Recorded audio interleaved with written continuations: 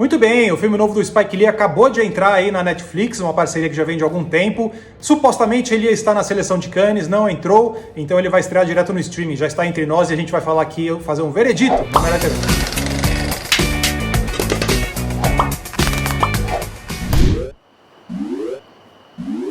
Mas antes de qualquer coisa, não se esqueça de se inscrever aqui nesse canal, deixar o seu comentário do que você achou desse filme e, lógico, ativar o sininho para receber todas as notificações, beleza? Olha, não é a primeira vez que tem um filme de guerra do Spike Lee aí para falar sobre as questões negras americanas. Ele já tinha feito um Milagre em Santa Ana, sobre a Segunda Guerra Mundial, porque é uma questão muito problemática aí, né? Sempre que o país entra em guerra, ele coloca a sua bucha de canhão aí, coloca a galera mais necessitada, que precisa do dinheiro dos militares, que tem...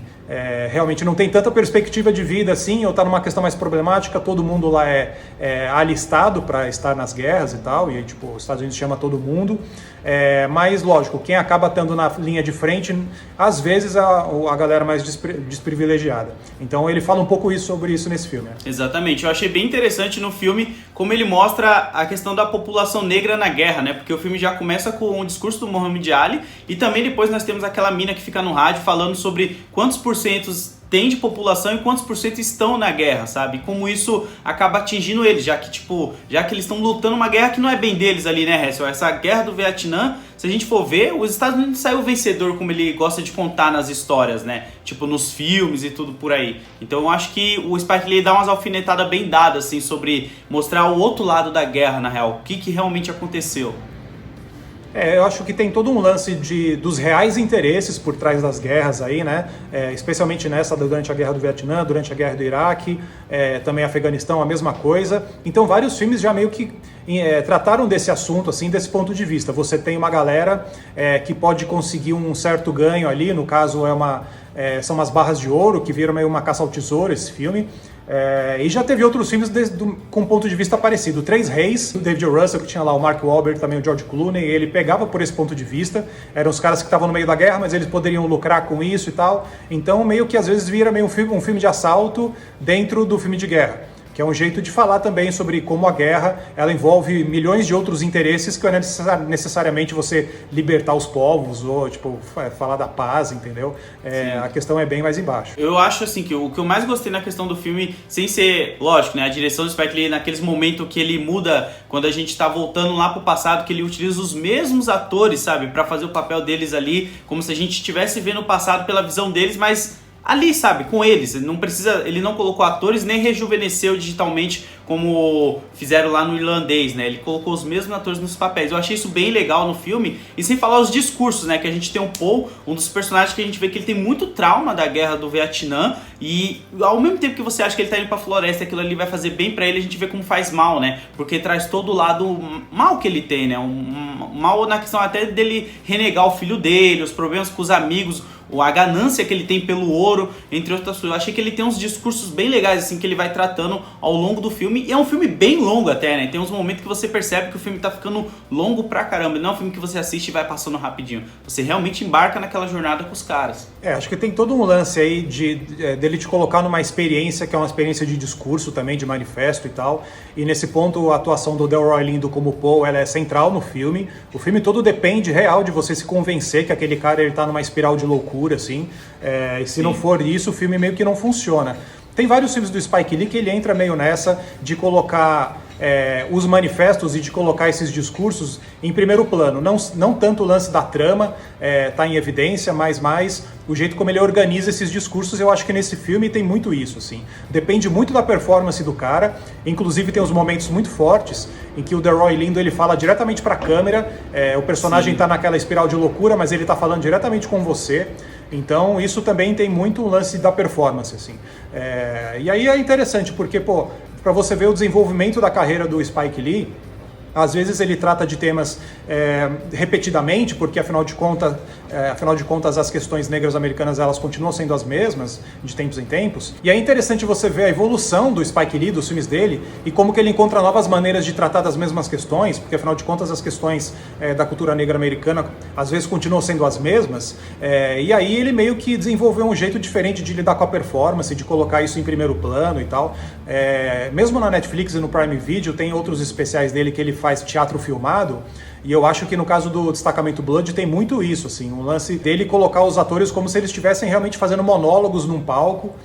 E aí, nesse caso, a trama e a ação, elas não têm tanta importância, assim. Sim. O que tem mais importância realmente é o que o cara tá falando naqueles momentos ali meio de monólogo. E tem até um lance que eu achei bem parecido com o Infiltrado na Clã, né, que foi o seu último filme, que é a questão como ele usa fatos reais durante o filme, sabe? Ele não se desapega muito disso. Que a gente vê que lá no Infiltrado na Clã, no final, ele coloca aquela passeada de Charlottesville, né? Pra mostrar que, mesmo esse filme falando das mesmas coisas, né? Que você falou, tipo, as discussões são sempre as mesmas, a gente acha que uma hora vai mudar e acaba não mudando. Porque esse filme, ele caiu num momento muito bom, igual tá acontecendo com o movimento Black Lives Matter, né? Que ele põe mais cenas sobre isso no final. Porque, tipo, mesmo os negros querendo lutar pelas suas vidas, né? Mostrar que as vidas deles importam também, você vê que quando eles vão pra guerra, eles são front ali, né? Eles estão sendo meio que jogados pra morrer mesmo. Tanto é que, como eu falei, lá no começo do filme a mina fala de a porcentagem, acho, se eu não me engano, é 11% de negros nos Estados Unidos e 35% tá na guerra. Então é como se eles estivessem mandando eles lá pra morrer mesmo. É muito doido essa virada, ainda mais quando você descobre,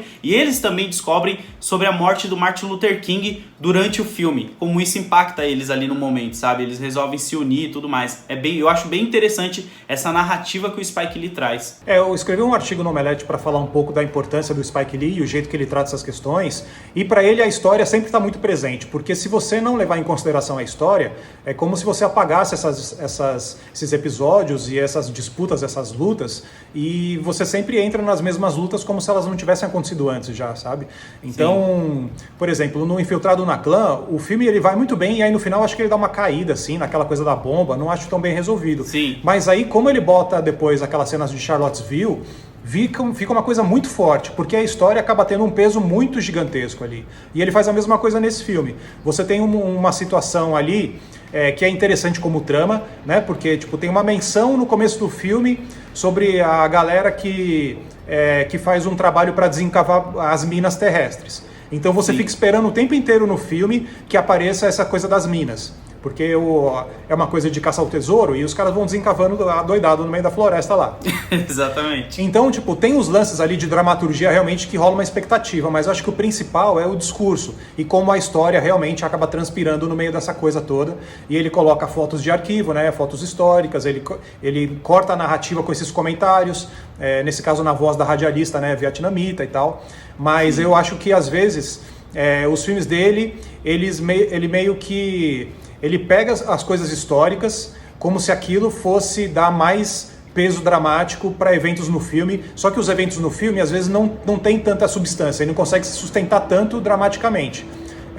E aí ele vai lá e ele consegue pegar uma coisa histórica que realmente engrandece demais o que ele está contando. Né? Sim, até mesmo um dos personagens que eu acho bem interessante que está na trama, que é o Norman, né, que é um dos caras que eles estão indo atrás, além do tesouro, né, que é pra encontrar os restos desse cara, que é feito pelo Chadwick Boseman, né, o nosso eterno Pantera Negra aí, e ele tem uma parada que ele fala bastante durante o filme, que é a questão de dividir o ouro pro nosso povo, né, ele fala, vamos dividir essa coisa, e os próprios personagens entram em conflitos ali sobre isso, né, da divisão, de tipo, não, a gente agora tem que lutar pelos nossos, que são temas que sempre tá voltando também, conforme o Spike Lee vai trabalhando, né? Tem vários filmes dele que ele também fala desses temas do povo se unir mais do que ficar brigando por outras coisas. Então eu gostei muito desse filme porque ele tem vários debates, não só político, como tem uns momentos que mostra que o Paul era um dos caras que tava lá com o Donald Trump. Eu achei isso bem interessante, levantando lá a plaquinha.